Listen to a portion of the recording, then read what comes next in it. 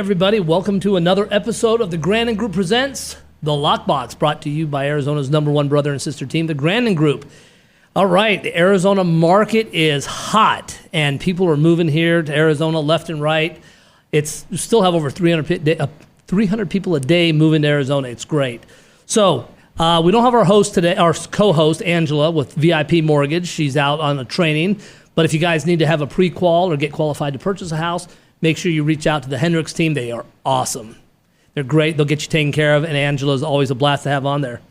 So every week we talk about different things in Arizona, and one of the great things I love about growing up in the state is that there's like really a lot of special people out here in the state. A lot of great things happen. We got some of the best charities, and unfortunately, bad things happen, but out of those bad things, lessons are learned, and out of tragedy, great things happen. And so that kind of leads us to our guest today, who is from Arizona as well. Her name is Leann Hull. Hey, Leann. Hey, Jason. How are you doing? Good. Glad to be here. How long have you lived in Arizona? All my life. So I'm a native. Where did you grow up at? Central Phoenix, Central in Maryland. All right, so you've seen some changes. Oh my gosh. Yeah, driving to Bell Road was a Sunday afternoon drive. Yeah, exactly. Do you remember when Shea used to be a 2-lane road?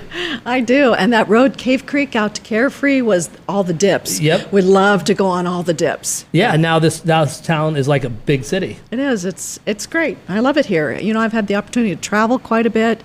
And I'm always glad to still come back here because we have that big city, but we still, as of lately, have that small town feel. No, absolutely. And I think that's why people love it.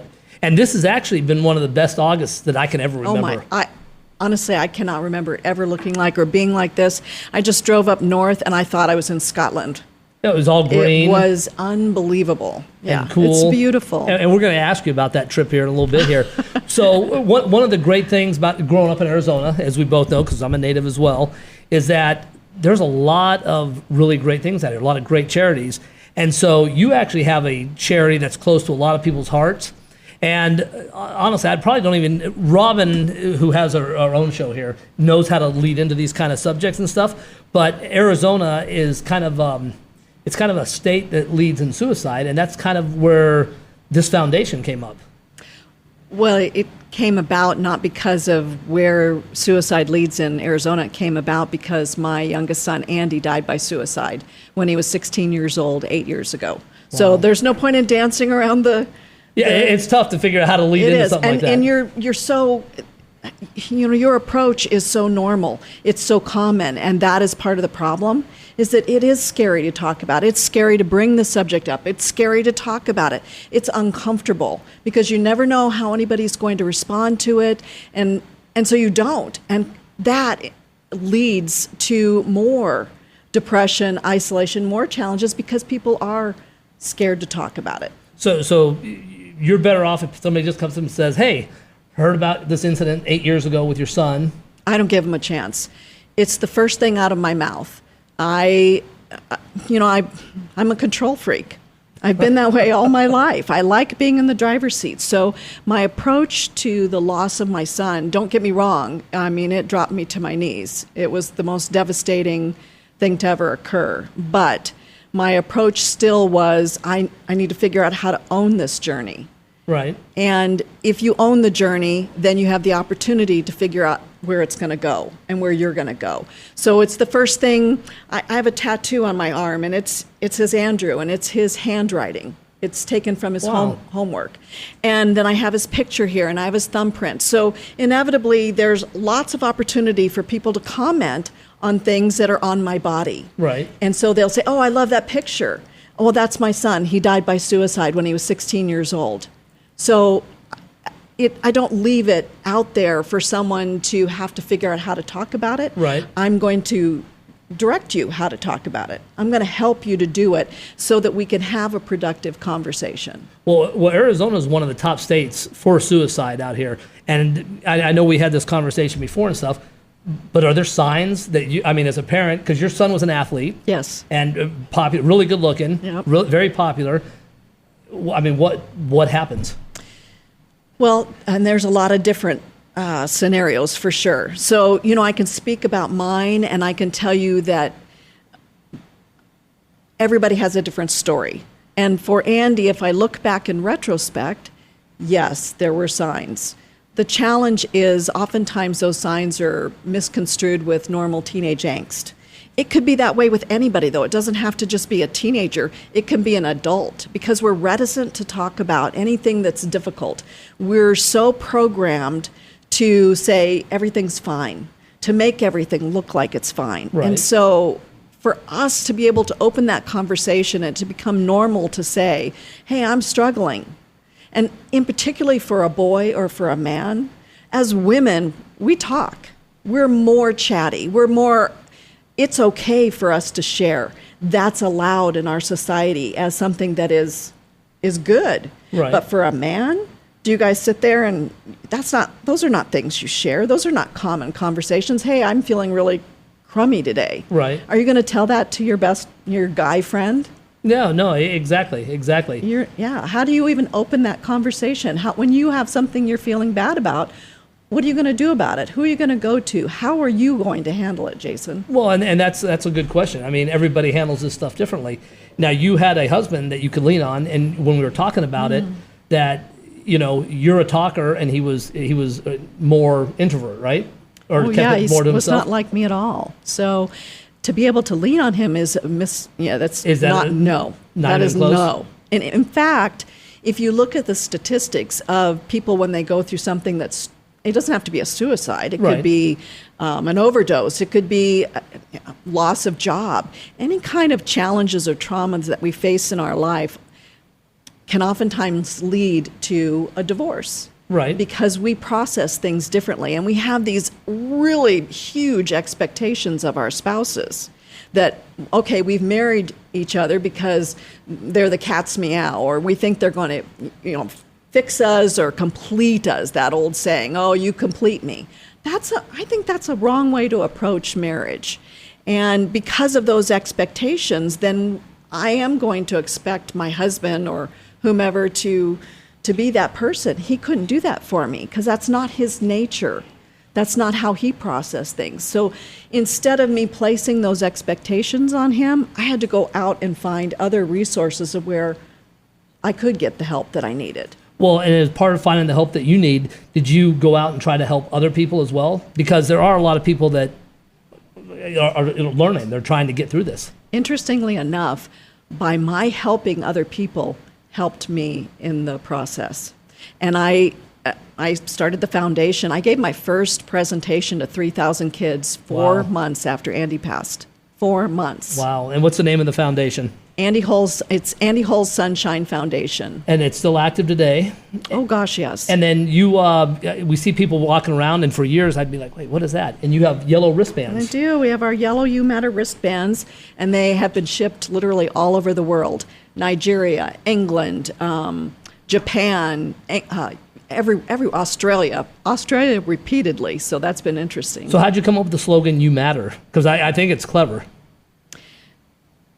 My daughter did, and it Wow. was early on, and she just, the primary focus immediately after Andy passed was on all of his friends. It really wasn't on the rest of the world. I didn't have this grand vision or whatever you might say. It was, how do I make sure that Andy's friends are going to survive this? How can we get through this together? And I wanted them to know that they mattered to me. So as a parent who's lost a son to suicide, are there certain things people should not ask? No, that's a big misconception. Parents are afraid that if I ask my child about suicide, or that I might be putting things in their head. I guarantee you, they've been talking about it amongst themselves for years. And if we look at the programs that we've done over the years for drug prevention, alcohol prevention, drunk driving, we do those early on, and we repeat that information over and over again. We talk about it, right? Right, absolutely. And so if suicide is one of the leading killers, doesn't it make sense that we should be talking about it over and over and over again? And this is not a medical issue. This is... It can be. Okay. It absolutely could be. In fact, Andy's was reported to the FDA that his suicide was caused by the Accutane that he was taking. Wow. I didn't even connect the dots. And for those of you that don't know, Accutane is a prescription drug for acne. And he started taking it a few months before he passed. And the pamphlet that I had to sign, the waiver, the very first meeting that I had with the dermatologist, I had to look through this waiver, and I do remember, I didn't notice it at the time, but I remembered it after Andy passed. I remembered signing right by where it said, suicide, psychosis, and depression are potential side effects. And I signed because my kid, his nickname was Sunshine, and I'm a good mom. I would know if there's something wrong with my kid, so it didn't even enter my mind. And it was only after he passed when the dermatologist called me. And he said, Leann, I just want you to know that Andy was the most well-adjusted kid I've ever met, and I have reported it to the FDA that the Accutane was the cause of Andy's suicide. Wow. That is crazy. So now, as part of the Andy Hull's Sunshine Foundation, do you explain that to everybody when you go Where places? I can.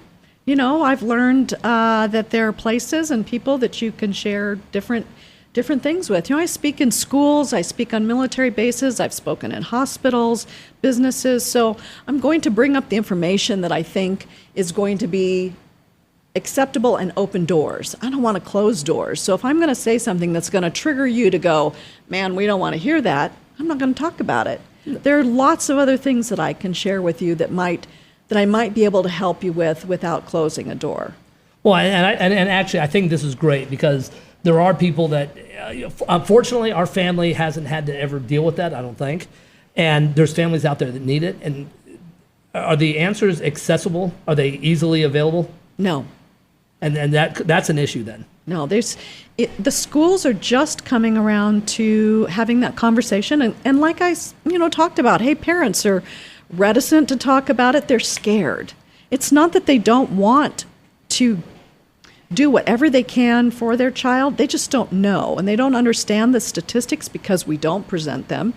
And they're afraid, gosh, what if I do? What if I say something wrong?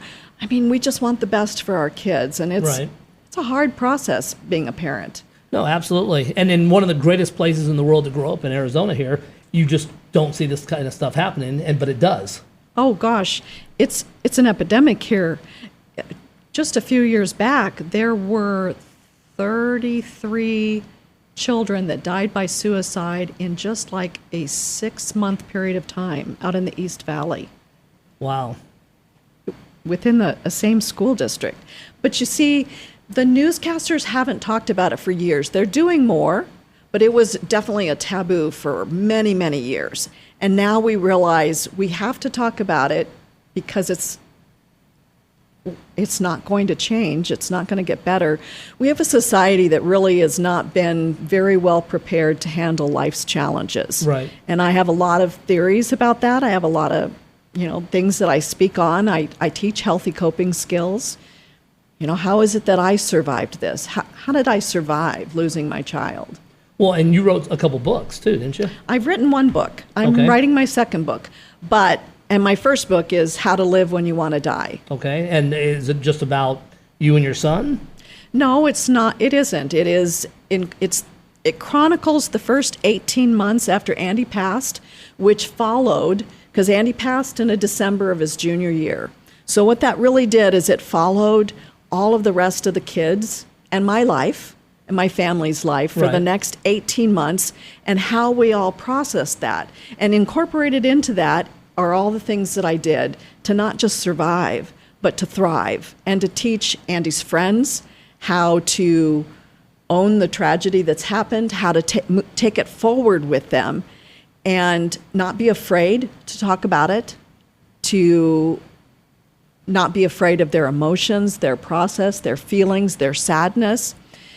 I think one of the most powerful incidences for me was that because Andy was a baseball player and he was a really good one, that year the baseball team at Sandra Day O'Connor, they dedicated the season to Andy. Oh, that's nice.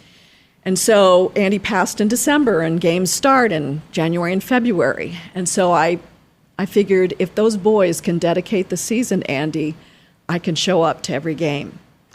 You can't even begin to imagine. It's not even possible for you to imagine what that was like for me to pull up into the school parking lot at every game, to go watch these boys play and not have my son there, and then to walk back to my car at the end of every game. It was grueling, gut-wrenching, Oh, I can't even unbelievable. But I did it to honor what they were doing. And in the process of it, I learned a lot about myself. So the whole season, they went undefeated. Why did they go undefeated? Why do you think? Because the dedication to your son. Because they had a purpose. Because they had a passion. It was more than just the game. They loved the game, but they had something inside of them that was deeper and bigger, that was going to drive them forward and farther. And so at the end of the season, these boys had all of the news stations, the newspapers there, because it was amazing that they were undefeated. And there's the last game. They're at the championship game. And it was so interesting because here I am. I've lost my kid. And yet it went into extra innings, and I'm literally clinging to the chain link fence. Yeah, come on, yelling and screaming. And I recognized that I had the ability to step away from the grief, that life could still go on, and that I could control and manage and manipulate my grief. That was a huge thing for me to understand, that I could control what was going on, and that I could compartmentalize it. And I could learn to release it when I needed to and tuck it away when I didn't want it there. When those boys got done playing, instead of like every other normal high school boy, they didn't run off the field to interview, because they were all waiting to be interviewed. The scouts were there, the newscasters, they all huddled in the pitching mound. And I'm standing there kind of perplexed, wondering because they won the game, wondering what they're doing. At the end of the game, these dirty, sweaty 16, 17, 18-year-old boys, young men, walked one by one to me and handed me the game ball and hugged me with tears in their eyes and said, "We did this for you. We did this for Andy." Oh, that is fantastic. And that was What Sandra a Day lesson O'Connor? for them. What a life lesson for them. That's beautiful. That's Yeah. great. They're not, to have been able to gift them, because I feel like that was part of what I gave them. Sure. The ability to take something that was so terrible and use it for good.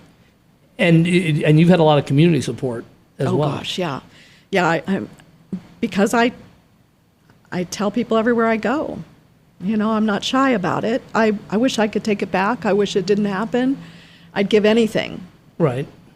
But I can't change it. So all I can do is I know that I didn't want Andy's life to be defined by how he died. No, absolutely. And so who's going to decide how that is? It's up to me. How are you going to know who Andy is other than through me? Absolutely. And I don't want you to focus on how he died. I want to tell you about how this kid lived. And you're going to see that in me now, how I live. You're going to see him as I honor him, his life, his joie de vivre is in me. Absolutely. And do you have people call you when they get to a point about their kids, and do you offer that kind of advice? I've never pretended to be a medical professional, a psychiatrist, or a therapist. So I do get a lot of parents that do call me. And you're a mom, but you get to go on a different level than those people. I tell them, if your child is in crises, you need to call 911. You need to go to the emergency room. I would never, ever take that upon myself because I'm not trained. Do you want me to teach you how, after you're out of that crisis mode, how to healthy coping skills? You bet. But I'm not that crisis prevention person. That's not my skill set. And I was thinking about this morning. It's kind of interesting because there are a group of people. I would never make a good counselor anyway. Those people are super probably empathetic and are better listeners. I am that motivator. I'm that sergeant, that general in the war who wants to show you how you're going to win the war. I'm that fighter. I'm not the counselor. And we need both. Well, after meeting you and stuff and figuring all this stuff out, it's amazing. You have helped a lot of people because there's people that know about you. Our producer here, she knew you when I mentioned you, and which is always fun. So fast forward a little bit, you go through this, you get, I mean, most people get divorced. You didn't. You're with your husband and stuff. And so then recently, and I promise everybody this will get into some positive stuff, but it's all positive. It's all positive, but I mean, you got to get through the, talking about the negative stuff first. So you had your anniversary, and then what happened on that? Yeah, we're celebrating our 40th anniversary, and we were actually together 45 years. So he passed in his sleep the night of our 40th anniversary 1 year ago. Wow. Yeah. So one of the things we were talking about, which is kind of important for everybody. So Arizona, there's so much to do: hiking, biking, all this fun stuff to do. And the kids, and Leann mentioned this to my wife and I when we were at this deal when we met her. I'm like, well, you got a lot of friends, so you have a lot of support. And you mentioned something, and it's kind of stuck with me. And I've even mentioned to Amy a few times. Yeah, I have a lot of friends on social media, but it's kind of lonely during the day because there's not a lot of people around. You want to go on that? It's actually worse on the weekends because I can always find somebody to do something with during the week.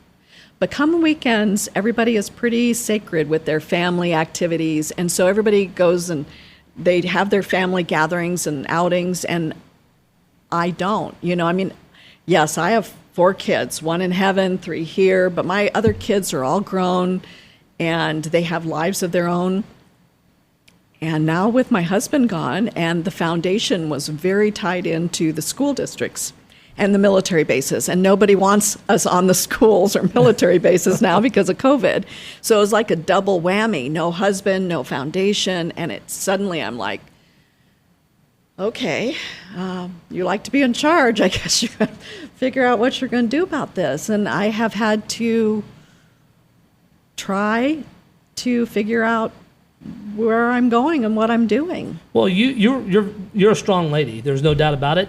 So didn't you go camping by yourself last week? Because I remember talking to you and have you come on the show, and I'm like, I told Amy, I was like, I can't believe she just picked up and went camping by herself. I'm not sure I would ever do that. Yeah, I did. And, I went tent camping too. So I do have a camper, a trailer, but it's actually occupied. My son's been using it right now. And so I know there are things that I need to do to take care of myself. I'm very proactive about my mental health. So before I talk about camping, I really want to emphasize that. Right. Mental health is not a passive process. It is an active process. So many people think and hope and pray, and I'm not saying prayer isn't good, but I'm just saying so many people think and, well, if time will make it better. It maybe, but I certainly wouldn't want to take that chance. Right. So I'm very proactive. I'm a scheduler. I do not leave things to chance. I don't let days go by. I know what I'm going to do a week from now. I don't let a lot of empty time unless I need it. And of course, camping, yes, there's time camping when you're just sitting, just enjoying the pine trees or the water or whatever it is, but that's different than just sitting at home alone. So because it required a lot of physical effort to go camping, that's really good for you. I think we're designed as human beings to work. I think part of the problem is we have dishwashers, washing machines, all of these conveniences that don't require our time anymore. Right. And so I don't use my dishwasher. I wash everything by hand because it takes time. You know what you should do instead of glassware? Amy and I just use paper plates. I like the dishes, though. I think it's important. That's why the tasks. So even when I have no place to go or nothing to do or nobody to see, I make my bed every day. Every day. Right. I put on my makeup every day. I do my hair every day. I get dressed. I never sit around in sweatpants because those things take time and they create structure in your life. Structure helps you to manage your mental health. And same with camping. It was a heck of a lot of work. And to physically assemble the tent and put up the pop-up and get the camping stove out and unload the ice chest and all of those things. I mean, and build the campfire.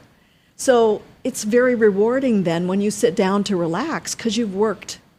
And it's a different kind of, it's not lonely because you've expended a lot of energy and you're ready to relax and kind of be one with nature or be calm. And then you've got to take it all down again. And so all of those things require something from you, which helps the mental process. Oh, that's a really good point. It's hugely, whether you're out riding a bicycle, whatever you do, to just make sure you're doing something every day.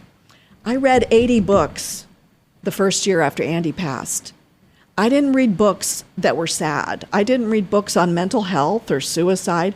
I read books of other people who had overcome tremendous struggles in their life, heroines, heroes, that empowered me, helped me to feel like I had hope that if they could do that, so could I. And that's what my book is. This is my story of this is what I did, and you can too. I think that's fantastic. So what's next in Leann's life? Oh, gosh. You just went camping. It was probably like, what, 50 degrees? It was so beautiful. I'll bet. I was so cold. I went and bought an extra sleeping bag while I was up there. There was a little corner store down the way, so it was cold at night. I thought I went pretty prepared, but apparently not. I am doing still work on the foundation. So we have some events coming up with the Washington School District.